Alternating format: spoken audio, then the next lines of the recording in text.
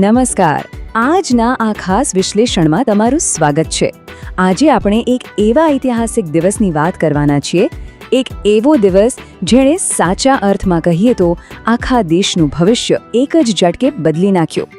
તો ચાલો ભારતની આ અદ્ભુત વૈજ્ઞાનિક શક્તિના રોમાંચક ઇતિહાસ અને તેની વિશાળ અસરોને આપણે એકદમ ઊંડાણથી સમજીએ. હવે સૌથી પહેલો સવાલ એ થાય કે 11 મે 1998ના રોજ એવું તે શું બન્યું હતું? મતલબ એવું તે શું થયું જેણે ભારતને રાતોરાત, જી હા રાતોરાત, આખી દુનિયાના નકશા પર એક મહાસત્તા તરીકે ઊભું કરી દીધું? આ તારીખ ખરેખર આપણા રાષ્ટ્રના અદમ્ય ગૌરવ અને એક એવી ઐતિહાસિક સિદ્ધિ સાથે જોડાયેલી છે જેણે આખી દુનિયાને ચોંકાવી દીધી હતી. અને બરાબર આ જ કારણ છે કે આપણે દર વર્ષે આ તારીખને રાષ્ટ્રીય ટેકનોલોજી દિવસ તરીકે ખૂબ જ ગર્વથી ઉજવીએ છીએ. આ દિવસ કોના માટે છે?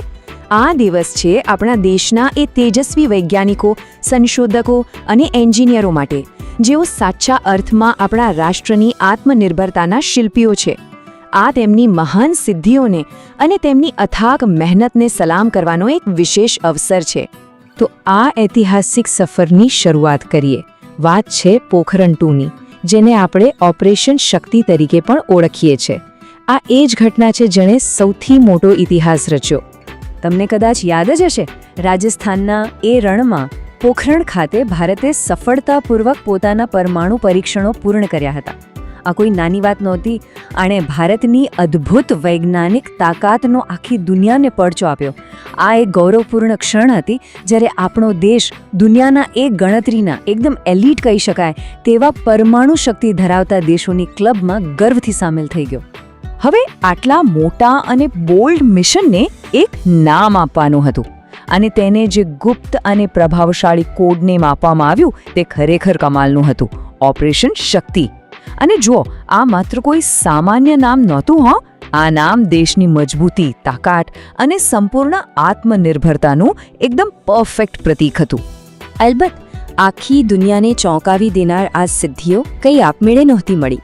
આની પાછળ આપણા દેશના કેટલાક સૌથી મહાન વૈજ્ઞાનિકોનું મગજ અને તેમનું વિઝન કામ કરી રહ્યું હતું. વિચારો, આવું અશક્ય લાગતું કામ કોણ કરી શકે? આ અત્યંત જટિલ અને ગુપ્ત મિશનનું નેતૃત્વ કરી રહ્યા હતા બે દિગ્ગજ વિઝનરી વૈજ્ઞાનિકો, ડૉક્ટર એપીજે અબ્દુલ કલામ અને આર ચિદમ્બરમ. આ એવા લોકો હતા જેમણે પોતાનું આખું જીવન દેશને ટેકનોલોજીના ક્ષેત્રમાં આત્મનિર્ભર બનાવવામાં સમર્પિત કરી દીધું હતું. અને આમાં ડૉક્ટર કલામ સાહેબનું યોગદાન તો એટલું વિશાળ હતું કે તેમને ઇતિહાસના પાનાઓ પર હંમેશ માટે અમર કરી દીધા. તેમના એ અથાગ પ્રયાસો અને વિઝનનું જ પરિણામ છે કે આજે આખી દુનિયા તેમને મિસાઇલ મેન ઓફ ઇન્ડિયા તરીકે એકદમ આદરથી ઓળખે છે. ખરેખર એક અદ્ભુત વ્યક્તિત્વ. પણ ઊભા રહો, 11મીની સિદ્ધિઓ માત્ર પોખરણના રણ પૂરતી સીમિત નહોતી. આ જ દિવસે આકાશમાં પણ કેટલાક મોટા ચમત્કાર થયા, જેની વાત આપણે હવે કરીશું.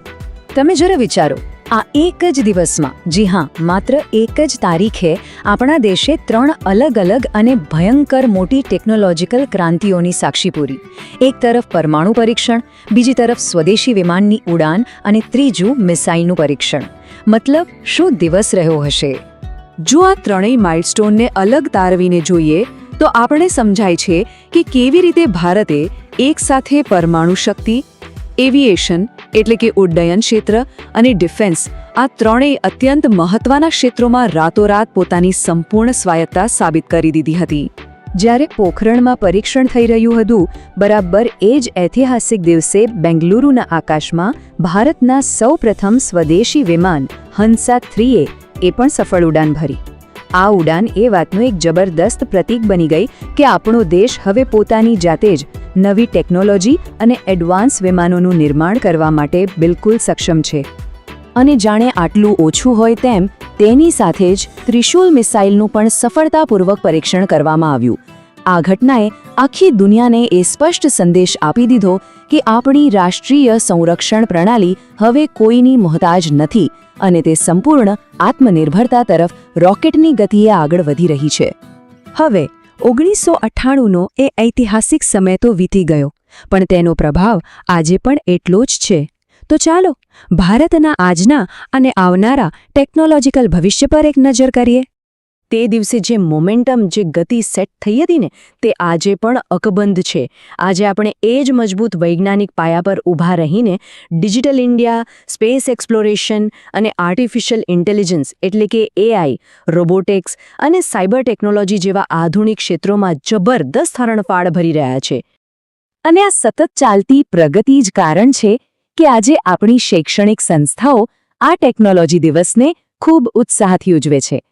શાળાઓ અને કોલેજોમાં થતા સેમિનાર, સાયન્સ એક્ઝિબિશન અને ઇનોવેશન પ્રોગ્રામ્સ, આ બધું શા માટે છે? જેથી આપણા યુવાનોમાં અને આવનારી પેઢીમાં વિજ્ઞાન અને નવા સંશોધનો પ્રત્યે એક અદ્ભુત જિજ્ઞાસા જગાવી શકાય. તો આ આખી ચર્ચાના અંતે આપણી એક વાત હંમેશા યાદ રાખવા જેવી છે કે ટેકનોલોજી એ માત્ર કોઈ સાધન કે મશીન નથી, પરંતુ તે એક રાષ્ટ્રની પ્રગતિનું સૌથી શક્તિશાળી માધ્યમ છે. જેમ કહેવાય છે ને, innovation builds the future of India, એટલે કે સતત નવીનતા જ ભવિષ્યના એક મજબૂત અને આત્મનિર્ભર ભારતનું નિર્માણ કરશે. તો હવે એક વિચાર કરવા જેવો છે.